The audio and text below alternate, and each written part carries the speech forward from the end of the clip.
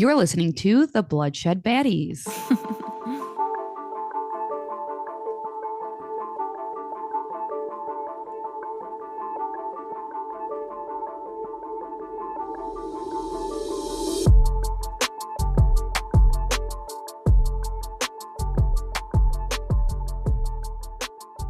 Hi, I'm Lex, And I'm Sam. and we are the Bloodshed Baddies. Hello, hello, baddies. What is up? Hello. We missed you. I hope everybody's new year is popping.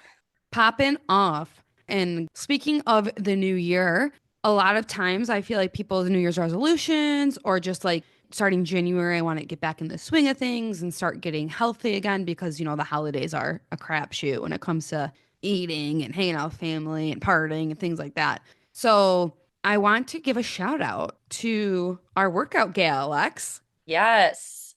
So this is not an ad at all. Um, I am just obsessed with her and got you into her, what, last month? Yes. So I don't go to the gym, and a lot of people know I like to work out and things like that. So when they find out I don't go to the gym, they're like, okay, well, what do you do? Because, everyone's always talking about that, asking each other different things. And it is a free, completely free on YouTube, Sydney Howdy Shell, but her YouTube name is Sydney Cummings, is the most incredible human in the whole entire world. I started her actually during COVID because I was so like, and like not being dramatic at all. Again, this is not an ad. I was so like down on the count. I was living alone at the time. It was depressing. So I was like, I need to look at something on YouTube to do. And I found her and she literally helped me through it. She posts new workouts. Now she does 3 days a week with two old ones, but at the time she was posting five new workouts a week. For January, they're all 30 minutes. So like any workout level, she'll talk about things you can do that are harder, things that you could do that are easier. So I'm obsessed with her. Lex, I want you to tell me, since you're new with Sydney Cummings, what your experience is. I love her. She's amazing. She's also a beast, just like in Oh my general and God. in life. I think what I like the most about her workout program is I'm somebody who has struggled in the past with like eating disorders and working out. So, like, all of those things can kind of be triggers for me. But she really talks about how important working out is for your mental health as well, and really comes at it from like a mental health perspective. And then also, I am somebody who works with kids. My boyfriend has kids. I'm around kids a lot of the time. And her workouts are all functional. So, yes, you might be doing a row, but she explains like this is going to help strengthen your back muscles for when you're picking up your kids or when you drop something and have to pick it up off the ground. It's all about building muscles that are functional as opposed to just let's build a lot of muscles, lose a lot of weight to look good. It's more about like, what is this going to do for your overall well-being, not just are we going to look good at the end of it? Yes, that's another huge thing that I can't even believe I forgot to mention, that she is such a body positivity. Like, this is our body and it's healthy and it's incredible. It's going to do amazing things. It's not, you need to lose weight and have a certain number on the scale. Since I've been doing her, she's been married, she's had a kid, and she's currently pregnant with her second kid, which I was so happy for her. Like, I feel like she's such a friend at this point, and I don't even know her. So sorry if this creeps you out, Sydney. I literally almost teared up. I'm like, oh my God, she's pregnant again. But she again shows that like we're strong. And if you're just starting out and you're like, I'm just starting to work out again, I'm a little bit nervous. Or if you've been working out like me for 5 years, I've gotten my mom onto it. She loves her. We'll text about her. I have my husband sometimes do the workouts with me, and he always is like, she kicks my butt, man. Like, she is incredible.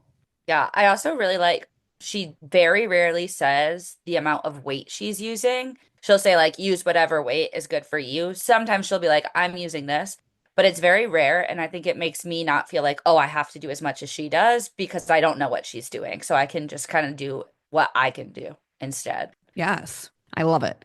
I just wanted to tell our listeners, our beautiful listeners, if you're thinking of a workout, it is literally free. She has an online store also. You can buy clothes, you can do a calendar.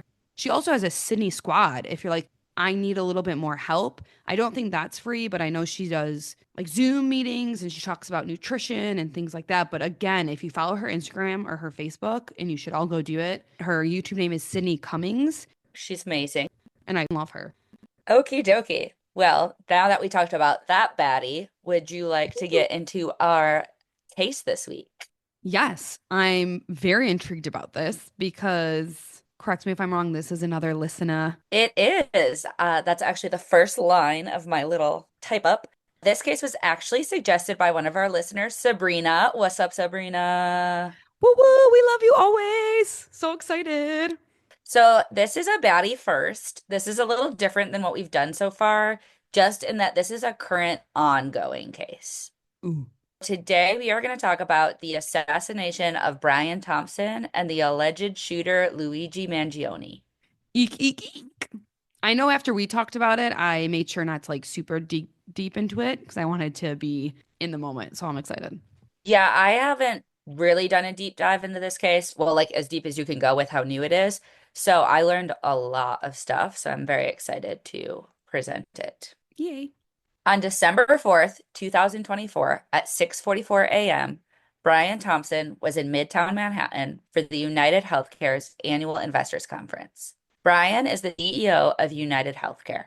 As he walked from his hotel to the conference center's entrance, a gunman approached him from behind and shot him 2 times, once in the back and once in the calf. The Ooh. gunman fled on foot.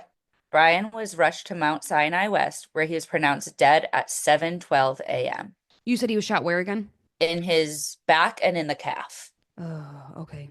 On one of the shell casings, the word depose was found, and on a live round that was ejected when the gun jammed, the word delay was found. A popular phrase in the insurance industry is delay, deny, and defend. Oh, wow. So very thought about Yes, probably planned, if from that's the the case. sounds. Yeah. So I think something that gets lost a lot in this case is who is Brian Thompson? Brian became the United Healthcare CEO in April of 2021. Brian was married to Paulette and they had 2 sons together. Paulette commented after the shooting that Brian was receiving threats, possibly due to people having a lack of coverage. Ooh. He was a very successful businessman and was described as being popular and friendly leader. Before becoming a CEO, he worked as a CPA at an accounting firm. Honestly, I wish I could have found out more about him as a person. A lot of what is online is just like basically his resume. He's very successful, but I'd like to know like more about him as a dad and as a person and what he did in his free time. There's just like not a lot of information out there. I know the response to his killing has been insane, but without getting too much into it, like he is still a victim. No one deserves to be killed, and this is a tragedy that he was killed. Exactly, 100%. And it is sad because, yeah, he does sound like a great businessman, and it sounds like he was only in there for a short time. But we as humans are more than our jobs. You know what I mean? So that is sad. No matter what kind of person he is, we don't have a lot more information on that. Another kind of wild thing about this case is that the shooting was actually caught on surveillance video. Oh, So gosh. I didn't know this, but New York has like cameras everywhere, New York City. So it's actually caught on surveillance video. The shooter stepped out from behind a car and shot Brian in the back. He then moved closer while continuing to shoot until the gun malfunctioned. The suspect cleared the jam, fired again, and then fled through an alley. He fled on foot, but then got onto it like a one of those electric bikes. Oh, my gosh. In the alley, he dropped a phone and a water bottle. He then rides into Central Park, which is one part of New York City that has very little cameras. So they don't have any footage of him in the park. But when he comes out of Central Park, he gets into a taxi. And while getting into the taxi, his face is caught on camera. He is wearing a hood and he's wearing a face mask, but like one of the face masks we wore during COVID, not like Halloween mask, Okay. like one that covers the lower half of your face. And then just to clarify, so his face is not caught on camera as he's driving that little scooter thing. It's not until after he's out of the park that we see the eyes, at least. Yeah. It's Okay. like literally as he's getting into the cab, his head is like kind of tilted down and you can see like nose up. Okay. You can see that he has very distinctive eyebrows. Like his eyebrows on fleek, if I'm gonna I be did honest. see that's one thing I did see like on social media. A lot of people were like, "Oh my God, he has such great eyebrows." And they are good eyebrows. Nice, thick. So he takes that taxi up to a bus station. The police kind of assume that he probably got onto a bus, but there's no video of him actually getting onto a bus. And Interesting. then minutes before the shooting, the shooter was caught on camera at a Starbucks buying a bottle of water and some protein bars, which I don't know why. This is just like chilling to me. I was gonna say I get the icky feeling, and I think part of it is like whenever we talk about these cases, when they like right after or right before they go like get something to eat, like you're gonna have that protein bar. That's like, or you need the protein bar before you commit a murder. That's disgusting. This was helpful in that that water bottle that he threw into the alley that they found matched like the brand that Starbucks sells. And he's a litterer. Yes. So, if you were paying attention to the news at all during this time, you know that like investigation immediately started. They were searching for weapons and any other evidence. They announced an award of $10,000 for anybody that had information leading them to the suspect. So on top of it, Yeah, the police are all over New York, and they also deploy like drones and scuba divers in the city. wow. On Friday the 6th, so 2 days after the shooting, police find what appears to be the shooter's backpack in Central Park. Inside the backpack is a jacket and Monopoly money. Monopoly money. Yes. For what purpose? I don't know. I watched a little documentary on Netflix about it and I laughed a little bit. Not that any of this is funny at all, but No. one of the guys who was interviewing, they were like, he's like a Batman villain. Like, why did he have Monopoly money in a backpack? It's like something the Joker would do. Literally, it's like so random. Like you're gonna eat protein bars and then go play Monopoly, maybe? Like I don't like that is a very weird thing to have with you. Yes. Around this time, investigators searching through the camera footage find a video of him checking into a hostel. When he's at the front desk, the lady asks him to drop his mask to check his ID. So he Oh. drops his mask and smiles at her. So now they have a picture of his entire face. Also eerie that he smiles. I think he checked into this hostel before everything happened. Oh, okay, okay. So it's Pre-murder. not like he went and shot somebody and then was like smiling in a hostel, but still just kind of. And it was very much like the kind of smile, like I do this sometimes when you're like at the airport and the guy's looking at your ID for too long. So you kind of like The smile to match awkward. the like, this is me. That's what it Yeah. looked like in the picture, at least to me. Okay. 5 days later, on December 9th, Luigi Mangiano was identified and taken into custody. Luigi was at a McDonald's in Altoona, Pennsylvania, eating hash browns. A customer was talking to another customer in line and was like, doesn't that guy look like that picture of the shooter that's going around? And an employee overheard this conversation and called the police. Which again, this is not a funny case, but I did see a meme online that was like McDonald's can't get their ice cream machine to work, but they can find criminals and call the police. That is very funny. And I'm like, yeah, their ice cream machine's never working. Good on this employee for like just overhearing this conversation and being like, you know what? They're kind of right. Let me just double check this out. Yeah, because even if it wasn't, at least you're doing the right thing. Like, hey, this guy kind of looks like him. I'm not sure what to do. So I agree. Good on that worker. Yeah. So a police officer shows up and approaches Luigi and is like, hey, have you been to New York lately? According to the police officer, Luigi began to shake and get nervous. They arrest Luigi, and he has a backpack on him that contained multiple IDs, a computer, a passport, a 3D printed silencer, and a 3D printed gun. Which, did you know you could 3D print guns? No, I didn't. And that's a little. I didn't know that either, and it scared the bananas out of me. And how does one acquire that? Like, did he have a 3D printer at home? Those are probably extremely expensive. I think a lot of people have 3D printers at home now. Really? Yeah. Oh, I modern see like times. TikToks all the time of people like 3D printing stuff at their house. Okay, then ignore me with that. But also, a lot of stuff on you, buddy. Yeah. He also has a notebook in there, and that notebook has information about how to 3D print a gun. In this notebook, he also talks about ways to take down that healthcare industry. At first, he considered a bomb, but he didn't want to kill innocents. He writes, frankly, these parasites had it coming. He also wrote that he wanted to, quote, whack a CEO at their conference. The gun found in the backpack also matched the shell casings found at the sea. Okay, so he calling them parasites and stuff, that's extreme, right? Yeah. So we're gonna get into who Luigi is, because this to me is where I just I will get into it. Luigi was born and raised in Maryland. Apparently, he's part of this like prestigious family that owns country clubs, healthcare agencies, and real estate companies throughout Maryland. Okay, that surprised me because I was wondering what his connection with like the healthcare industry was, and I wouldn't have suspected that his family like owns healthcare stuff. Yes. Luigi's cousin is also a state delegate.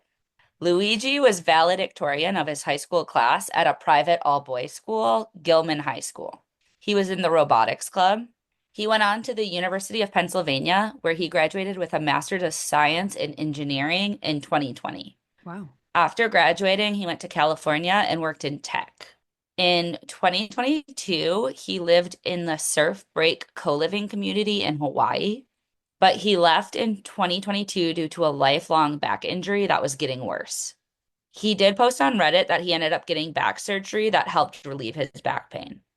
Everyone in his life, from high school to the surf break community, talked about how he was friendly and caring and goofy. People who knew him were shocked by this. Which is always bananas that that's the case. Yes. On Goodreads, he did comment on the Unabomber's manifesto. He commented that, like, yes, he's a violent individual, but he was a political revolutionary. Okay. So that's like our first little baby red flag. Just 6 months before the shooting, Luigi was traveling through Asia and sharing his experience on social media. But during this time, posts on his X page, formerly Twitter, suggest that he cut off communication with a lot of people. One post said, "Nobody has heard from you in months." Another said, "I don't know if you are okay or just in a super isolated place and have no service, but I haven't heard from you in months." 2 weeks before the shooting, Luigi's mother actually reported him missing as they couldn't get a hold of him. He was not responding to phone calls or text messages. That is very concerning because that, like you said, he people said he was friendly and stuff. So that's a big switch in personality. And so, like, what this makes me think of is like he's in his 20s. Like, that's when schizophrenia comes out for a lot of people, because it seems like there was an extreme switch in his personality. Like he was this friendly, loving guy. He was really successful. He was in tech. He was a surfer. Like he had a lot of friends. And then all of a sudden, he like disappears off the map, starts reading the Unabomber's manifesto, isn't talking to anybody. Nobody can get a hold of him. Like, how did you go from being so like bubbly and outgoing to in complete isolation where nobody can get a hold of you, where your mom thinks you're missing and possibly dead? Yeah. You could be on something. Obviously, we don't want to like say that that's the case, but that is fact that schizophrenia happens in the 20s, early 20s. Yeah, it just like screams mental illness to me. Again, I can't diagnose any of that, but it's just, I don't, it's so polar opposites in my mind. Very bizarre. It very, very bizarre.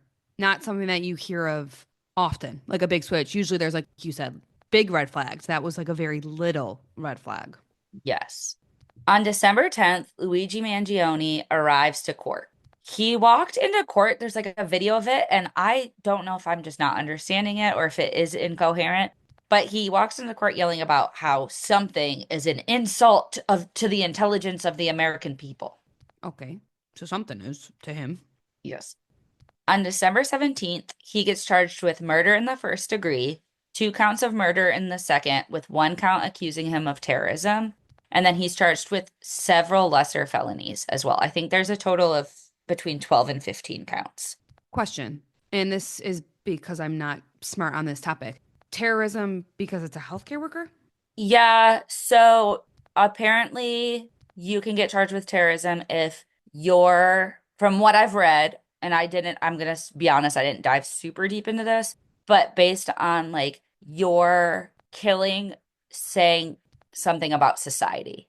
Okay. So his killing the healthcare worker was a greater political statement about the healthcare industry. Okay.